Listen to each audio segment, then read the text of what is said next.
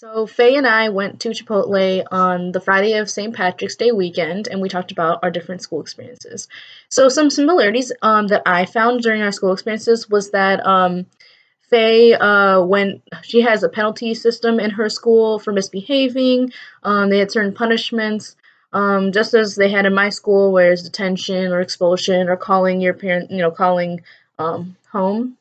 In addition, there's a high emphasis on grades as markers of academic achievement and intelligence, and I saw that that was the same in my high school and her school experience.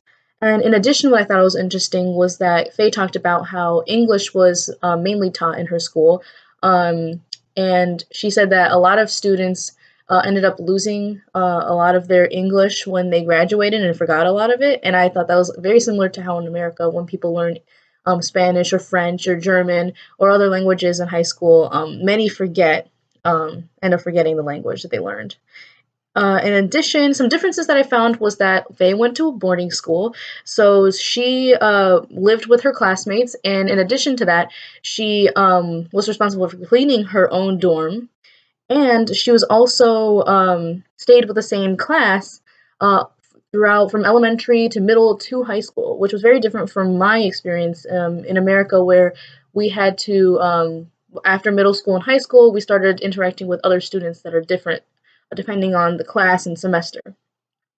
In addition, Faye discussed how really strict her school was in terms of dress, because they had to have uniforms, and in addition to the high emphasis on science and math in her school, and she thought that they placed a very high pressure on success in the sciences and STEM-related fields.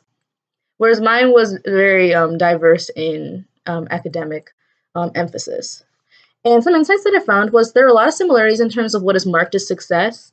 I feel as though in both Faye's school experience and my school experience, grades and high test scores, particularly in math, are markers of high academic achievement and intelligence. In addition, I saw that Faye talked about her experience of being isolated by her teachers for not being as well versed in chemistry and math and struggling in those classes. And I feel like I see that a lot in my experience in America, where students who tended to struggle in class tended to be isolated more from other students. And then what I learned about myself and my own culture is how similar the stress is placed on academic achievement in terms of getting high grades. I feel like the stress is both is the same in Faye's school as it is in mine.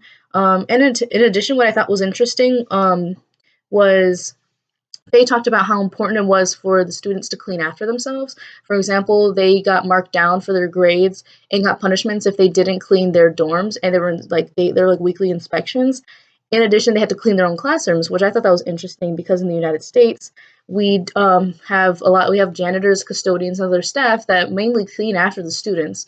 And so I thought that was very interesting about the difference in value that is placed on cleaning and cleaning after yourself in our different cultures. And then two aspects about that we learned from TE that I was reminded of in our discussion was first, self-determination theory, because Faye was discouraged from participating in school because she didn't feel competent in the sciences. She struggled a lot in chemistry and math because it was very high level, and she didn't have much freedom for taking the classes, and then she didn't feel any relatedness to those around her. So she didn't feel competent, she didn't feel any freedom, and she didn't feel related to her classes because she was isolated by her teachers. So three of the elements that are essential for self-determination theory were not fulfilled in much of Faye's later part of her school experience. In addition, the way that Faye's school is split up, where once you go to high school, those who are better at the sciences and math are split apart from those students who are more well versed in like literature and the arts and languages.